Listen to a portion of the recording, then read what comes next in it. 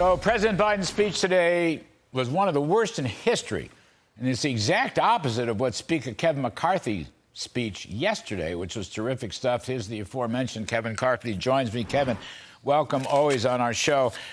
In your speech yesterday, you had a lot of stuff, but one of the things you say is that the number one threat to America is not climate change, which is what Mr. Biden says repeatedly. You say the principal threat is open borders down south. Can you elaborate on that? I just mentioned that with Bret Baier. I mean, that is really a key point. Well, you should learn from history. There's so many things we've learned. What happened in Ukraine, what happened in Afghanistan, leaving Americans behind. First, you don't want to leave any American behind here. You want to be very clear at that. You want to stand shoulder to shoulder with Israel. But we should learn from what happened in Israel. You know, you look at this horrific, what we found today, these babies in this kibbutz. I was in that exact kibbutz on February of last year, taking a tour with those individuals. They had two walls there.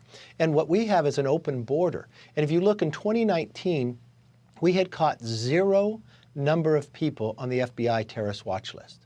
As of so far this year, 151, coming from 160 different countries, from Yemen and others. This is exactly what they're doing. You could have a cell inside of America right now.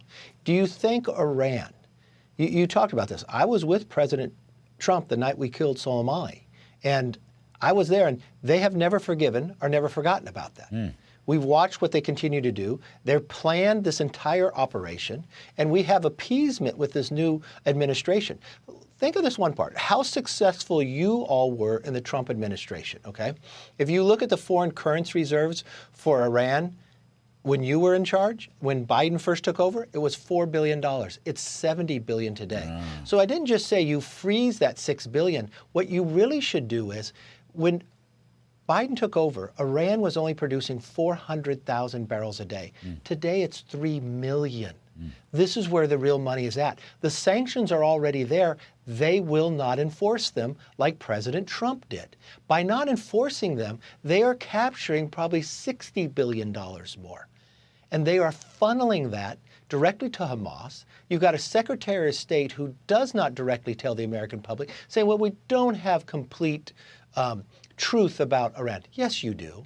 There's no way. Iran says they planned it. Wall Street Journal has the facts. We all know it. And you've watched what happened in the 1930s with this axis of evil. Well, that same thing is happening today. Iran, Russia, and China. All three countries that want to expand their sphere of influence. So what are they going to sit and think? And this is a real concern to me. If I followed those few inside Congress, the Matt Gaetz of the world, and shut the government down, what do we think would be happening to the world right now? If they wanted to remove me for speaker because I was willing to pay our troops, think about what we'd be asking of our troops to do today without being paid. Kevin, two things. Biden never mentioned Iran, the IRAN, not in his speech. It was a truncated, it just was a terrible speech, worst thing I've ever heard. But Biden also never wants to talk about the southern border and the open border. He just doesn't. So you've hit on two key points here in your speech yesterday and here, in your remarks to us on the show. I don't know how to change this, Kevin. I mean, besides beating him, all right, in the presidency, he won't change. It's like no, he won't. Jimmy Carter changed. Bill Clinton changed many years ago. This guy and his advisors don't want to change, despite the fact that their policies are an utter failure and disarray. He was just in Vietnam last month, and he said the number one issue, more important than even atomic war or nuclear war, he said, was climate change. He has shifted our intel agencies to focus on climate. They are laughing at us around the world. Look, climate is important, but not the number one issue that we have. What we have is we can have sleeper cells in America today based upon what he's done on this border, based upon what we see happening in the world. And Iran is funding the terrorists that are coming across. His speech was too many days too late. He didn't take any action in his speech. And thirdly, he wouldn't take questions.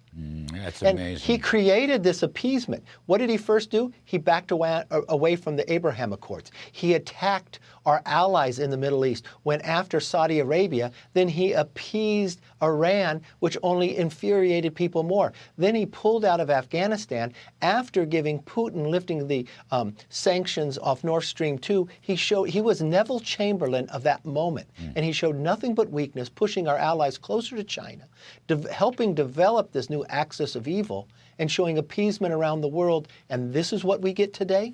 It's wrong. Kevin, you're talking a lot of sense. Kevin, let me just ask you, in the Republican conference meetings, if you're nominated to run for Speaker again, we accept it? Look, I've asked those that want to nominate me not to nominate me. Let these two running to go and see they can unite the conference. Do you if there's a stalemate, Kevin, do you have any intention of supporting anybody? Look, I'm going to support somebody. They're going to be able to try to put this together. But the one thing we have to learn in the country as well, if we still have 8 people in our conference that is going to partner with all the other Democrats, we don't have a majority. If 8 people, 4% of our conference can go against 96% of what we want, we don't have a conference. And those people are not conservatives. You and I are conservative that want to govern. Those are individuals that just want to get clicks and be on camera. Well, we And can't. that's not governing. You're right, 100% right. I said so all the time during this, shall we say, episode. If we don't have a speaker, we can't appropriate the Can't do money it. to Israel, among other things. I mean, they got to get it done. I hope. Will they get it done in the next couple of days, Kevin? Can you make a forecast? Well, we could get it done on Wednesday and be able to move forward, but I think the conference is pretty divided still. There's got to be consequences for actions. There's got to be ability to unite, and this is a real concern that I have. Look, I was able to name Patrick McHenry to roll this role right now. He should actually have the power to do this. This all was created after 9/11 if something was to depose the speaker. And this is what we'd be able to do. I think he should be able to have the power to continue the continuity of government. You don't want government to shut down.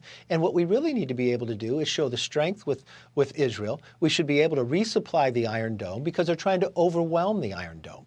Those first rockets are probably dumb rockets, trying to wear out the Iron Dome, then come back with precision rockets. But we should make it very clear that they can't do that. But you won't run.